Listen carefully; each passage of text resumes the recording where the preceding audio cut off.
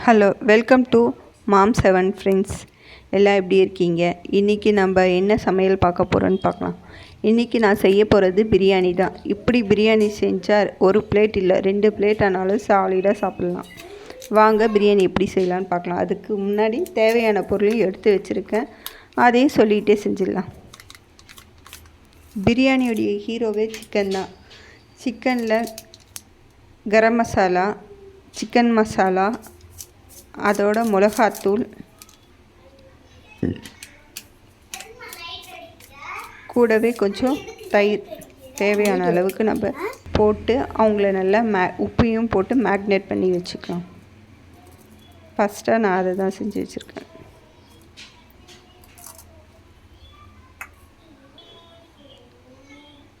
மஞ்சத்தூளையும் கொஞ்சம் சேர்த்து நல்லா அவங்கள செம்மையாக பிசைஞ்சு வச்சோன்னா அது நல்லா ஊறிடுச்சுன்னா பிரியாணி டேஸ்ட்டும் நல்லா வரும். அதனால் அவங்கள நல்லா கிளறி விட்டுடலாம். கிளறி கொஞ்சம் அப்படியே மேக்னேட் பண்ணத்துக்கு வச்சிடலாம். இந்த சிக்கனோட கிரேவி எல்லாமே சேர்த்து நம்ம நல்லா பிசைஞ்சு வைக்கும்போது அதில் எல்லாமே நல்லா ஊறும். சாப்பிடும்போதும் டேஸ்ட்டாக இருக்கும். ஒரு இடத்துல இருக்கும், காரம் இருக்கும், இருக்காதுன்னு இல்லாமல் நல்லா இருக்கும். அதை சாப்பிடும்போது பசங்களுக்கு நல்லா பிடிக்கும். இதை ஒரு ஓரமாக எடுத்து வச்சிடலாம். வாங்க ஃப்ரெண்ட்ஸ், நெக்ஸ்ட்டு என்ன பண்ணலான்னு போய் பார்க்கலாம். இதோட 2 சிக்கன் லெக் பீஸ் வாங்கி வச்சுருக்கேன். இவங்கள என்ன செய்ய போகிறேன்னு இவங்களை பார்த்தாவே நல்லா தெரிஞ்சிருக்கும். இவங்கள ஃப்ரை தான் பண்ண போகிறேன். அதுக்கு தேவையான மசாலா தான் நான் இப்போ கலக்க போகிறேன். மிளகாத்தூள் தேவையான அளவு. பசங்க சாப்பிட்றதால நான் கொஞ்சம் தான் போட்டு வச்சுருக்கேன், ரொம்பவும் போட மாட்டேன். பசங்க சாப்பிட்ணும்ல, அவங்களுக்கு காரம் இருந்தால் சாப்பிட மாட்டாங்க. சிக்கன் லெக் பீஸ் ரொம்ப பிடிக்கும், அதனால் அவங்களுக்கு தகுந்த மாதிரி தான் செய்கிறேன். அதோடையே கொஞ்சம் மஞ்சத்தூள், தேவையான அளவு உப்பு, இதையும் சேர்த்து இவங்களையும் நல்ல பதமாக ஃபுல்லாக ஸ்ப்ரெட் பண்ணி விட்டுடலாம். நல்லா அவங்களையும் இதாகிடுச்சுன்னா எல்லா இடத்துலையும் ஈவனாக ஸ்ப்ரெட் ஆகிற மாதிரி நல்லா கலரி விட்டுட்டு இவங்களையும் ஊற வச்சிடலாம். தயிர் போட மறந்துட்டேன், அதையும் போட்டுட்டேன். தயிரையும் நல்லா மிக்ஸ் பண்ணி பாருங்கள், கலக்கும்போது அந்த கலரு பார்க்கும்போது சாப்பிட்ணுன்னு நாக்கு ஊறுது. உங்களுக்கும் இருக்குன்னு நினைக்கிறேன். இருந்தால் கமெண்ட்டில் சொல்லுங்கள், நான் தெரிஞ்சுக்கிறேன்.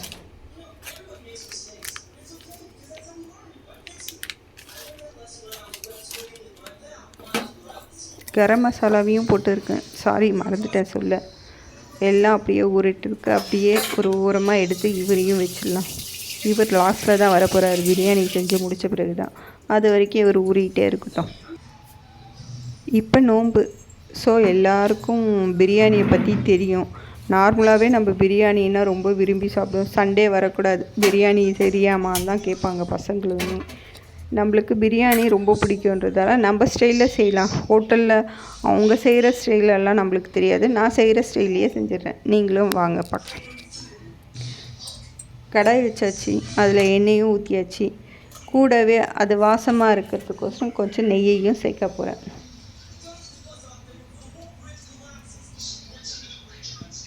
நெய் 2 ஸ்பூன் சேர்த்துக்கிறேன். அவங்கெல்லாம் நல்லா கரையிட்டும். கரைச்சி பிடிக்க பார்க்க எத்தனை பேருக்கு பிரியாணி பிடிக்கும், அதுவும் சிக்கன் பிரியாணின்னா ரொம்ப பிடிக்கும். எனக்கு பிடிக்கும், உங்களுக்கு பிடிக்குமான்றதை கமெண்ட்டில் சொல்லுங்கள். எண்ணெய் காஞ்சிடுச்சு, அதில் வெங்காயம், பச்சை மிளகா நல்லா போட்டு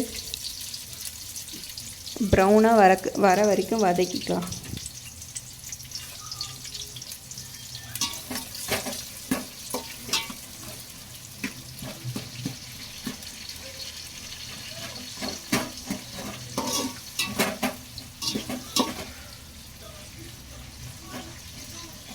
சவுண்டு நல்லா கேட்டுதா? அது வதங்கும்போது நல்லா வாசனை வருது. எனக்கு ரொம்ப பிடிச்சிருக்கு. தாளிக்கிற வாசனை யாருக்கு பிடிக்காது? வெங்காயம் நல்லா வேகிறதுக்கோசரம் நான் கூடவே உப்பு சேர்த்துக்கிறேன். சட்டுன்னு வெந்துடும் வெங்காயமும்.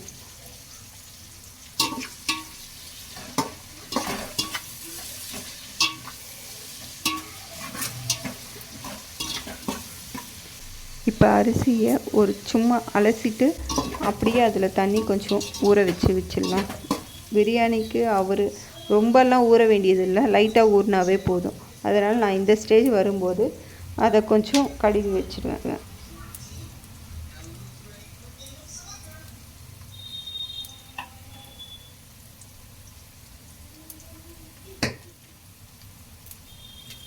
நல்லா வதங்கிடுச்சு. இப்போ இஞ்சி பூண்டு சேர்த்துக்கலாம். இஞ்சி பூண்டு பேஸ்ட்டு சேர்த்து நல்லா அடி பிடிக்கும், அதனால் நல்லா கிளறிட்டே இருக்கணும். நல்லா கலர அது வறுபட்டு அது வாசனையும் சூப்பராக இருக்கும். பிரியாணி சாப்பிட்ணுன்ற ஆசையே தூண்டும் அதிகமாக.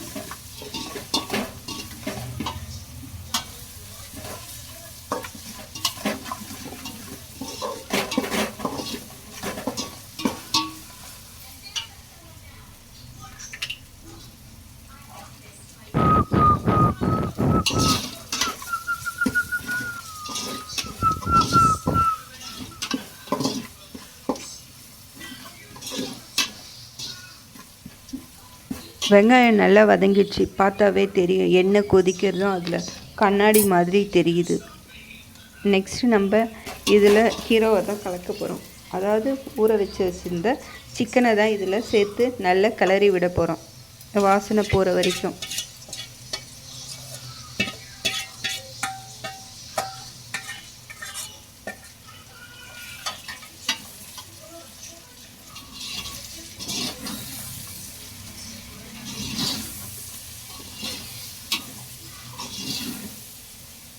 நல்லா வதங்கிக்கிட்டே இருக்குது. அந்த வதங்குற வாசனையும் நல்லா வந்துகிட்டே இருக்குது.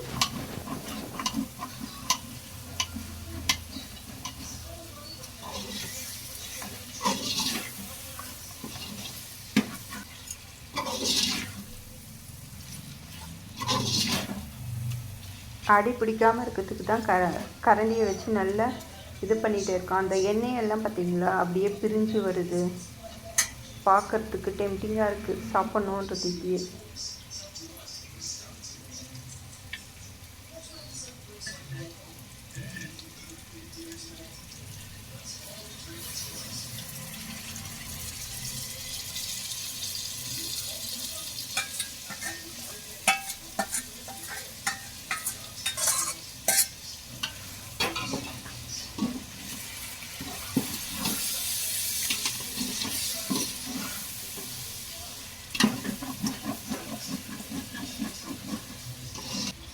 ஃப்ரெண்ட்ஸ், சண்டேயில் லைவ் போடலான்னு இருக்கேன்.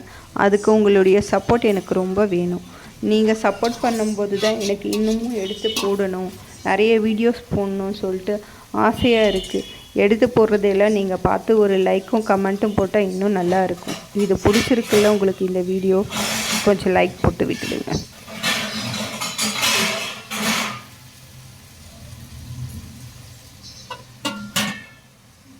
கொஞ்ச நேரம் மூடி போட்டு வைக்கலாம்.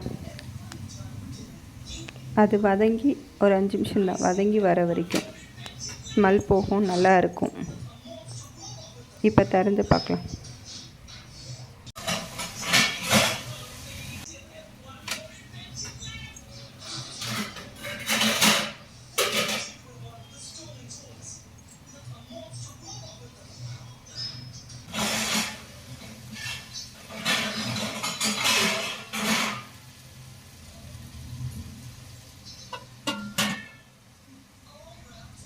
பிரியாணின்னு சொன்னாவே பிரியாணி பட்டை, இலை, கிராம்பு, ஏலக்காய், சோம்பு இதெல்லாம் போட்டு ஃபஸ்ட்டு அன்னாச்சி மொக்கு இதெல்லாம் போட்டு அது நல்லா புரிஞ்சு வரும்போது அதுக்கப்புறம் தான் வெங்காயத்தையே நம்ம சேர்ப்போம்.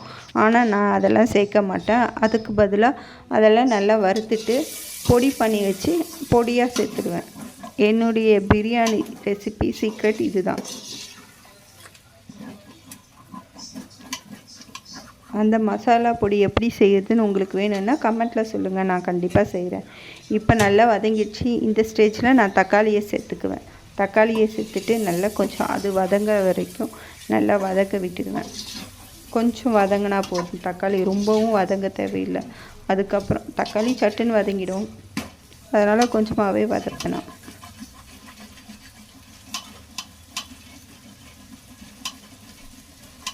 அப்பப்போ லைட்டாக கொஞ்சம் அடி பிடிக்காமல் கொஞ்சம் கிண்டி விட்டுட்டே இருங்க. அப்போ தான் வந்து பிரியாணி வந்து நல்லாயிருக்கும். இல்லைன்னா அடி பிடிச்சிச்சின்னா அது மாதிரி ஒரு மாதிரி தீஞ்ச வாசனை வர ஆரம்பிச்சிடும்.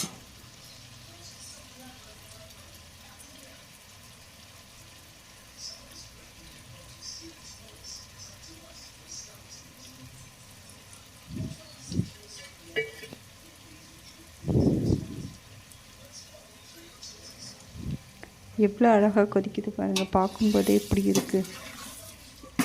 அப்பப்போ கொஞ்சம் நான் சொன்னது தான், பிரியாணி பண்ணுற எல்லாருக்குமே அடிக்கடிக்கு அந்த கரண்டியை வச்சு கிண்டிகிட்டே இருப்பாங்க, அடி பிடிச்சிடுச்சான்ட்டு. அதையே தான் நானும் செய்கிறேன்.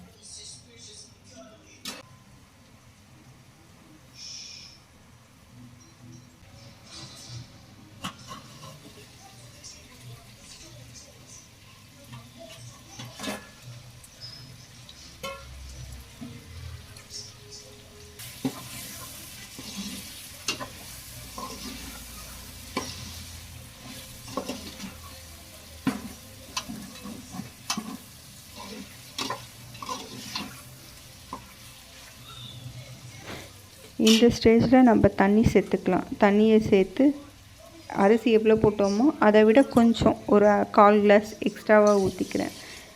ஊற்றிட்டு நல்லா கொதிக்க வைக்கலாம்.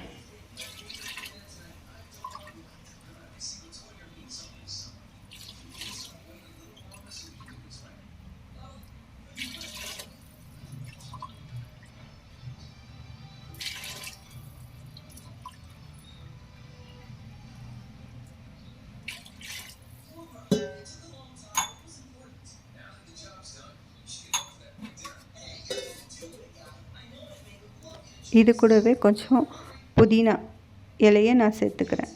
சேர்த்துட்டு ஒரு கிளறி விட்டு ஒரு கொதி வரட்டும். கொதி வர வரைக்கும் வெயிட் பண்ணலாம்.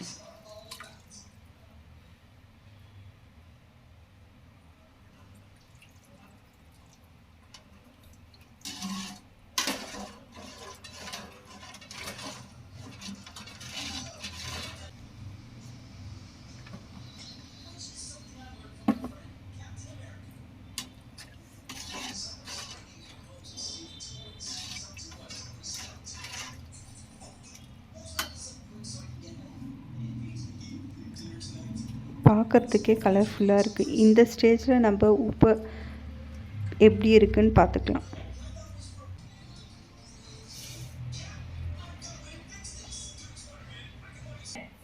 இப்போ கொதிக்கிற ஸ்டேஜ் லைட்டாக வருதில்ல, இந்த டைமில் நம்ம ஊற வச்சுருக்கிற அரிசியை சேர்த்துடலாம்.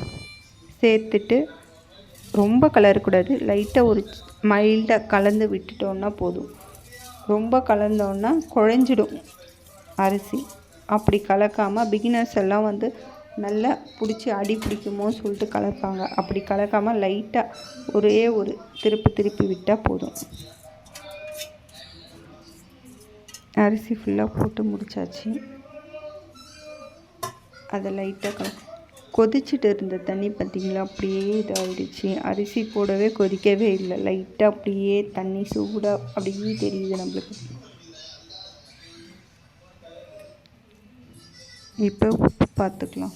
கொஞ்சம் நம்ம நாக்குக்கு பட்டால் கொஞ்சம் கரைக்கிற மாதிரி இருக்கணும். உப்பு லைட்டாக கரைக்கிற மாதிரி இருந்தால் தான் அரிசி வெந்த பிறகு அது கரெக்டாக ஈக்குவலாக இருக்கும். சாப்பிடும்போது நம்மளுக்கு கரெக்டாக தெரியும். உப்பு அதிகமாகவும் இருக்காது, கம்மியாகவும் இருக்காது.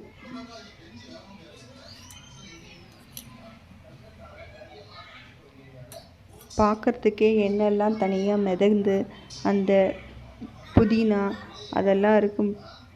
சைடில் வேறு சிக்கன் தெரியுது, நாக்கெல்லாம் ஊறுது. உங்களுக்கும் அப்படி தான் இருக்குன்னு நினைக்கிறேன். என்னுடைய பிரியாணி எப்போ ரெடி ஆகுமோன்னு இருக்குது. வாசனை அப்படியே பசிக்குது. சரி வாங்க, நம்ம ஊற வச்சுருந்த லெக் பீஸை போய் பார்க்கலாம். அதையும் செஞ்சுட்டோன்னா சீக்கிரமாக சாப்பிட்லாம். பக்கத்துலேயே கடாயை வச்சாச்சு.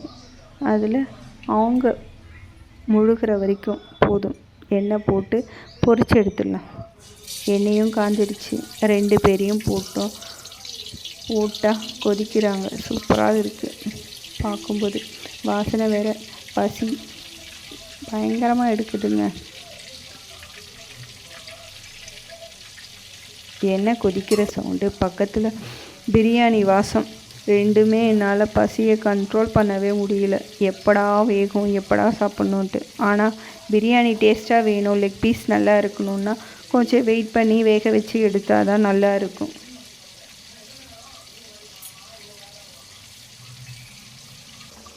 பிரியாணி கொதிச்சிட்டு இருக்குது, நல்லா கொதி வந்துடுச்சு. இப்போ நம்ம ஒரு 2 நிமிஷத்துக்கு தட்டு போட்டு லைட்டாக சிம்மில் வச்சோன்னா தம்மும் ஏறும், நம்ம பிரியாணியும் ரெடி ஆகிடும்.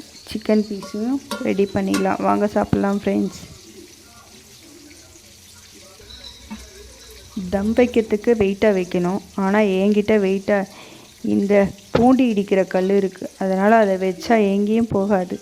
நல்ல தம்மும் சூப்பராக இறங்கும். எடுத்து பார்க்கும்போது அப்படியே தண்ணியெல்லாம் உறிஞ்சிட்டு அப்படியே பிரியாணி கடையில் வாங்கின பிரியாணி மாதிரி உதிரி உதிரியாக வரும். எனக்கு ரொம்ப பிடிக்கும் என் பிரியாணியை. அதே மாதிரி நீங்கள் செய்கிற பிரியாணி உங்களுக்கு யாருக்கெல்லாம் ரொம்ப ரொம்ப பிடிக்குன்றதையும் கமெண்ட்டில் சொல்லுங்கள். பார்க்குறீங்க இவ்வளோ நேரம், ஒரு லைக்கை தட்டி விடலாம்ல. பார்க்கறதுக்குள்ளே சிக்கனும் ரெடி ஆகிடுச்சு. சிக்கன் லெக் பீஸும் பசின்னு நினச்சிட்டு இருந்தோம், ஆனால் சட்டன் ரெடி ஆகிடுச்சு. ஃப்ரெண்ட்ஸ் வாங்க சாப்பிட்லாம். இந்த வீடியோ உங்களுக்கு பிடிச்சிருந்தா லைக் பண்ணுங்கள், கமெண்ட் பண்ணுங்கள், ஷேர் பண்ணுங்கள், மறக்காமல் சப்ஸ்கிரைப் பண்ணுங்கள்.